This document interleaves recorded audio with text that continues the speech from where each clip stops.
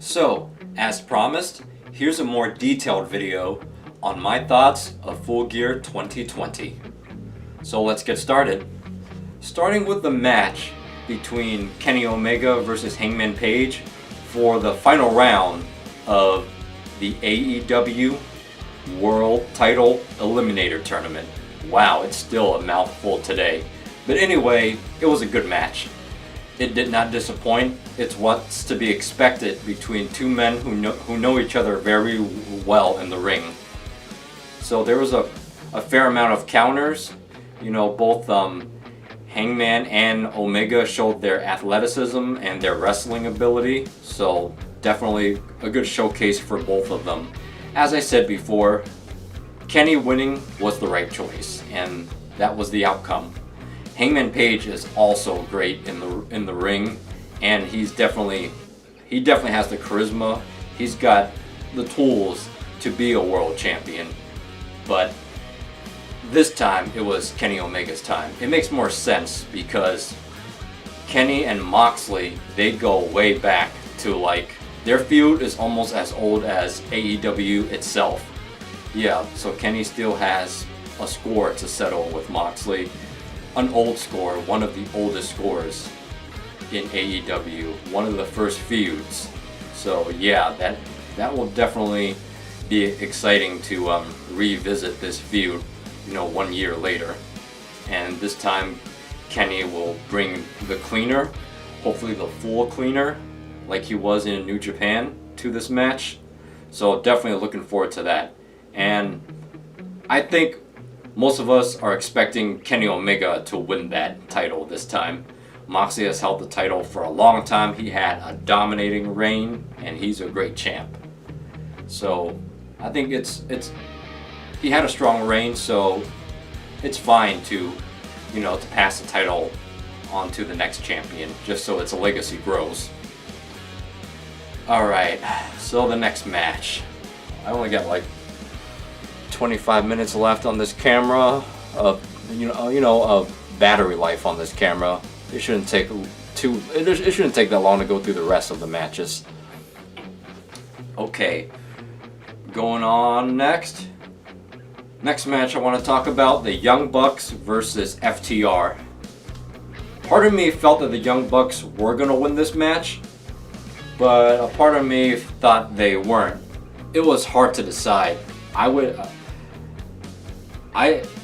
was thinking more that they were going to win it, but it wasn't like a big majority. It wasn't a big majority. I thought it was like 60% Young Bucks win it. The reason it wasn't that high is because FTR won the titles not too long ago. So it kind of made sense for them to hold the titles a little longer. Yeah, usually heels hold the championships for a while. But the Young Bucks threw in that stipulation, if they lost, they wouldn't get another title shot. If that had the same outcome as the time Cody put that stipulation on himself, that would have been, how should I say it, very repetitive if it was the same stipulation with the same outcome. So this time it was the same stipulation but different outcome. And the Bucks won. I'm glad that the Bucks won, because FTR, their reign wasn't too long, but they can still fight for the titles at a later time. They didn't gamble. They didn't put their title shot period on the line. So they can still win those titles back in the future. But the Bucks would have been in a hard situation had they have lost that match. So I'm glad that the Bucks won. What's next? Darby Allin versus Cody match. Cody Rhodes now. He finally got the full ring name, Cody Rhodes. He has the rights to it now. So that's great. So yeah. Cody coming into the ring, him coming into the ring, and Justin Roberts introducing him as the American Nightmare, Cody Rhodes. That I don't know if exciting was the right word, but yeah, it definitely amped up the match because Cody Rhodes is coming in there with his full name. So that was a good entrance to the match. Darby won the match, as we all know, and I am definitely behind Darby winning that match. He did his time. He wrestled Cody like what, 4 times, and the best he got was 1 draw, and Cody got the best of him like the 2 other times. So this is his 4th match with Cody. I think it was about time that Darby won. If there were any title changes that was going to take place at Full Gear, this title change, it was the most likely to happen. Because, like, you know, Darby did his time. He's been around, you know, for as long as AEW was around. And it was after a year, I think it was time to, you know, to pull the trigger with Darby Allin. You can't wait too long. So I'm glad that he's the new TNT champion. Now, Cody, can he win the TNT title again? Yes, he can, but I just hope that it's not going to be anytime soon. I think Darby deserves a lengthy run with the title. He worked hard. He did his time to get here. But does Cody still need to be TNT champion? In my opinion, no. He added prestige to that title. He was that title's first champion to add prestige to it, and he's more than done that. He defended it multiple times. He had a great match, you know, one of like the best matches in AEW, that dog collar match against Brody Lee, in which he won back the title. So I don't think that Cody can really do more with the TNT title. He added what he could to the title, and now the title has a legacy, and now the legacy can progress even farther with Darby Allin as its champion. What else? Oh, and if Cody's out of the TNT title picture for a while, this opens up the door for the TNT Legacy, for the TNT Championship Legacy. It opens up the door big time. Think about guys who will gun for it. Jungle Boy, MJF, Hangman Page, Ricky Starks, you know, the list goes on and on. Guys like Omega, guys like Moxley don't need to win the TNT title because they're already established.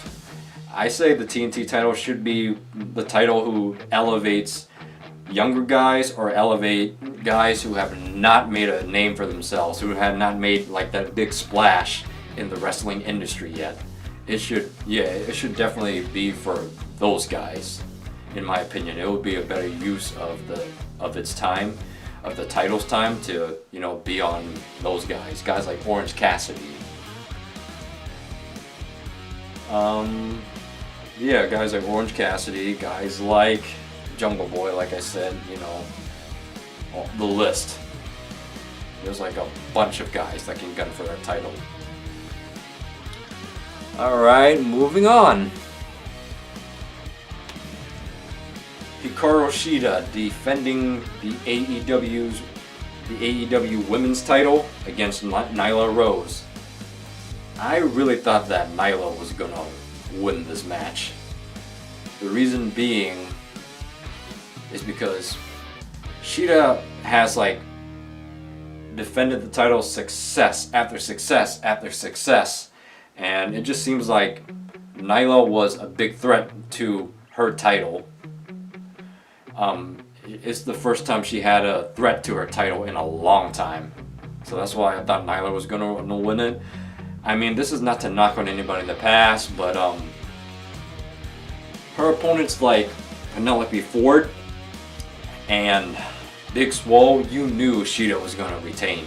And like I said, it's not to knock on them, but Penelope Ford and Big Swole are still in the rising stages of AEW. They haven't hit that mark where it's like Now it's time to strap the belt on them. But Nyla has already hit that spot. Nyla has already been booked as a serious threat. So it was very possible that Nyla could have beaten Shida that night. So that match was hard to call. Shida won the match. Though, and I'm glad with the result. Shida's a dominant champion, and you know this further makes her look like a strong women's champion. So whoever beats her for the title will definitely establish themselves as a star. So in that case, the women's title does look strong. What else? Alright, I want to make sure I'm not missing anyone. I talked about Young Bucks versus FTR. I talked about Kenny versus Hangman. I talked about Darby versus Cody. I talked about Shida versus Rose. Oh, the MJF Jericho match. That match was a good match. It was entertaining. It was definitely good storytelling. MJF said that he would do whatever it took to win, and that's what he did. He pulled an Eddie Guerrero to win that match. But what I really liked about it, what I found interesting, was that Jericho did not look weak in defeat. Like, even though he lost the match, they protected Jericho in a way, in the sense that MJF had to cheat. He had to, really outwit Jericho. So the fact that he didn't beat Jericho fair and square still protects Jericho as, a legend, as a serious threat in that ring. So, and he welcomed MJF and Wardlow into the inner circle at the end of the match. So yeah, both men went in. MJF had a big victory, and Jericho did not look weak in defeat. That's definitely a win-win in my eyes. What do you guys think? Alright, moving on. With a pay-per-views have a lot of matches. Sometimes I may miss some. So I'm sorry if I do end up missing some, guys. But I don't think I am. Is there another match? Is it time to go to the main event? Well, before we do, I want to talk about the buy-in, the kickoff show. Serena Deeb, who is now the NWA Women's Champion, defending that title against Allison Kay. I've heard of Allison Kay.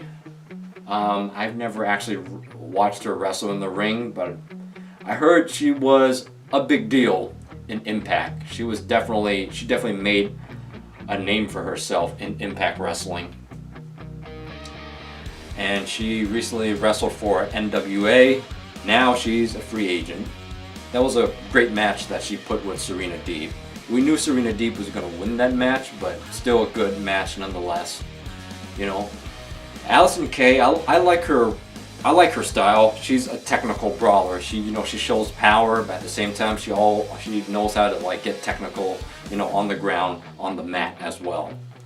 So I really, really hope that AEW signs her, Allison Kay, because she can only help the women's division. The women's division is getting better. It still has work to do, but I hope that it gets to the point where it can rival the women's division in other premier promotions. I hope that the AEW women's division can rival the women's division in other, big wrestling promotions. I hope that it gets there someday. I really do. And I think Allison Kay can help get it there. Question is, she just became a free agent, so is she ready to sign another contract again just like that? We shall see, but I think she would be great for the roster. At the end of the match, Thunder Rosa stepped in, And it looks like we're going to get another Serena Deeb Thunder Rosa match, so that's definitely something to look forward to. Oh man, I got 3 minutes left. Okay. Jon Moxley, Eddie Kingston. Great match.